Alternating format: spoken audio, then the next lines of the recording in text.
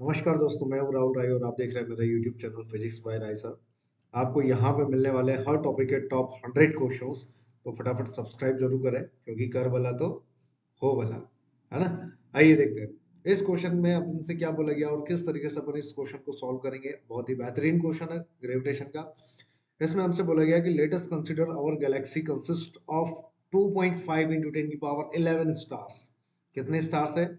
10 की power 11 stars. 2.5 into 10 की power 11 stars, है ना। ये आपके जनरल नॉलेज के लिए भी अच्छा क्वेश्चन है। अब हर एक का जो मास बोला गया वो कितना बोला गया हमको?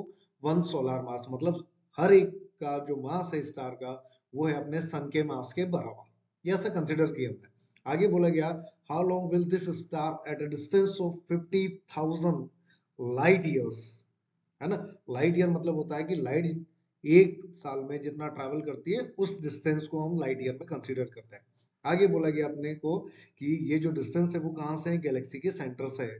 ठीक, तो हमसे पूछा गया कि टाइम बताइए कितना टाइम में वो एक स्टार जो है जिसका मास जो है सोलर मास के बराबर है, ठीक, वो जो है इतने डिस्टेंस पर 50,000 लाइट ईयर डिस्टेंस पर सेंटर ऑफ द गैलेक्सी से, तो उसको कितना टाइम लगेगा एक रिवॉल्यूशन कंप्लीट करने में। ठीक है। और यहाँ पे अपन से बोला गया कि diameter of the milky way Galaxy जो है वो 10 की पावर 5 लाइट ईयर। ठीक, मतलब लगभग लगभग यहाँ पे बोला गया अपन से 1 लाख लाइट ईयर। ठीक, तो 50,000 मतलब ये है डायमीटर का आधा, मतलब रेडियस के बराबर डिस्टेंस पर है। ठीक है। तो हम क्या करेंगे यहाँ पे कि हमने कुछ इस तरीके से मान लो एक सर्कल ड्रॉ किया है। यहाँ मान लेते हैं कि टोटल मास कंसीडर कर लेते हैं अपन गैलेक्सी का at the centre of the Galaxy. ठीक, और उसको रिप्रेजेंट कर देते हैं कैपिटल एम से। वहीं जो रेडियस हो जाएगी वो कितनी हो जाएगी? डायमीटर का हाफ, मतलब डायमीटर अगर 1 लाख लाइट ईयर है तो जो रेडियस हो जाएगी वो 50,000 लाइट ईयर हो जाएगी। ठीक, हाँ। आगे देखें कि ये जो मास ऑफ द अपन ने स्टार लिया है वो मास ऑफ सन के बराबर है। ठीक है। अब आगे देखिए, यहां पर अगर टोटल मास की बात करें तो टोटल मास कितना हो जाएगा कि मास ऑफ सन का कितने टाइम्स करेंगे? 2.5 इंटू 10 की पावर 11 टाइम्स। ठीक, क्योंकि हर एक कितने स्टार्स है? 2.5 इंटू 10 की पावर 11 स्टार्स है। ठीक है, कितने हैं? 11 स्टार्स है और एक का मास कितना है? सन के मास के बराबर, तो 2 इंटू 10 की पावर 30। ये हो जाएगा हमारा कैपिटल एम की वैल्यू। ठीक है, ये किसकी वैल्यू हो जाएगी अपने लिए? कैपिटल एम की वैल्यू, या मैं बोल सकता हूँ मास ऑफ गैलेक्सी। तो इसको सॉल्व करने के बाद क्या वैल्यू मिल जाएगी बेटा अपने को यहाँ पे? मास ऑफ गैलेक्सी अगर अपन बात करेंगे तो 5 इंटू 10 की पावर 41, ये 10 की पावर 30 है ना, केजी। डिस्टेंस की बात करें तो आर इक्वल टू कितना हो जाएगा? 50,000 लाइट ईयर। तो लाइट ईयर में जो होता है वो कितना होता है यहाँ पे आपका? लाइट ईयर में की जो वैल्यू होती है वो हो जाएगी बेटा आपकी 9.46 इंटू 10 की पावर 15 मीटर। ठीक है, ये 1 लाइट ईयर की वैल्यू है अपने। तो कितने थाउजेंड? 50,000 लाइट ईयर था। तो आर मिल गया, एम मिल गया। अब अपन यहाँ पे बात करें कि इसको कैसे बैलेंस किया जा रहा है, तो इसका जो ग्रेविटेशनल फोर्स है, देखो कोई भी चीज जब सर्कल में मूव करती है तो उसमें बाहर की तरफ फोर्स लगता है M V square by R, है ना। अब उस फोर्स को यहाँ कौन बैलेंस करेगा? तो ग्रेविटेशनल फोर्स बैलेंस करेगा। तो ग्रेविटेशनल फोर्स कितना बेटा? G capital M, mass of galaxy, mass of star, या जो भी अपन से बोला गया है मास ऑफ स्टार ले लेते हैं अपन यहाँ पे। ठीक है, अपॉन क्या हो जाएगा यहाँ पे? डिस्टेंस की बात करें तो आर स्क्वायर, ठीक, is equals to M V square by R. अब ये जो स्मॉल एम वो तो कैंसिल आउट हो जाएगा आपका। ठीक, अब वी स्क्वायर बाई आर, अब मुझे चाहिए टाइम पीरियड, तो टी इक्वल्स टू क्या हो जाएगा बेटा यहाँ पे कि 2 पाई आर बाई वी होता है।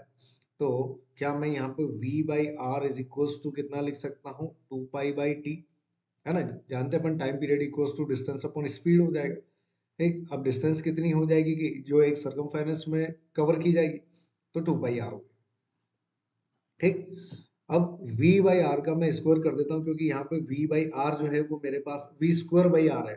ठीक, तो मैं क्या करता हूँ कि इसमें दोनों तरफ स्क्वायर कर देता हूँ और यहाँ पर r से मल्टीप्लाई और डिवाइड कर देता हूँ ताकि ये v square by R square बन सके।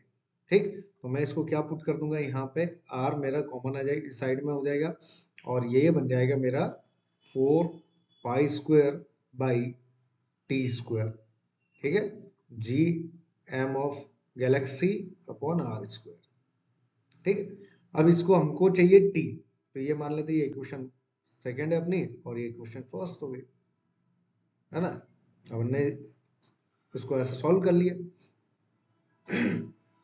तो देखिए यहाँ क्या हो जाएगा भाई अपने पास में कि T square is equals to R cube 4 pi square by कितना हो जाएगा जी एम ऑफ जी। अब सिंपल सा हमको टी की वैल्यू चाहिए, तो T is equals to square root of R cube 4 pi square by G M G. ठीक, अब हम यहाँ पे टी की वैल्यू पुट कर देते हैं, टी की क्या मतलब आर की वैल्यू पुट कर देते हैं। तो कितनी वैल्यू हो जाएगी भाई अपने पास यहाँ पे आर की अगर अपन बात करेंगे तो 50,000 इंटू 9.46 इंटू 10 की पावर 15 और इस पूरे का cube into 4 pi square divide by G. G की वैल्यू होती है बेटा 6.67 इंटू 10 की power into M. M total mass, और वो हो जाएगा आपका 5 इंटू 10 की पावर-41 kg में, है ना। ये मीटर में है डिस्टेंस, ये केजी में हो जाएगा आपका यहाँ पे। तो जो टी की वैल्यू आएगी हमारे पास में इसको सॉल्व करने के बाद कंप्लीट, तो 3.53 इंटू 10 की पावर 14 सेकेंड। ठीक है, इसको हम ईयर में भी कन्वर्ट कर सकते हैं, कोई दिक्कत नहीं है कि एक साल में कितने सेकंड्स होते हैं उससे हम डिवाइड कर दें, पर ऐसी कोई दिक्कत नहीं है। हमसे सेकंड में ही अगर आंसर पूछा है तो हम यही तक इसको सॉल्व करेंगे। ठीक है, उम्मीद है आपको क्वेश्चन समझ में आएंगे, बहुत सारे अच्छे क्वेश्चंस मैं आपको यहाँ पे प्रोवाइड करूंगा, तो सब्सक्राइब जरूर करें क्योंकि कर वाला तो हो वाला। Thank you.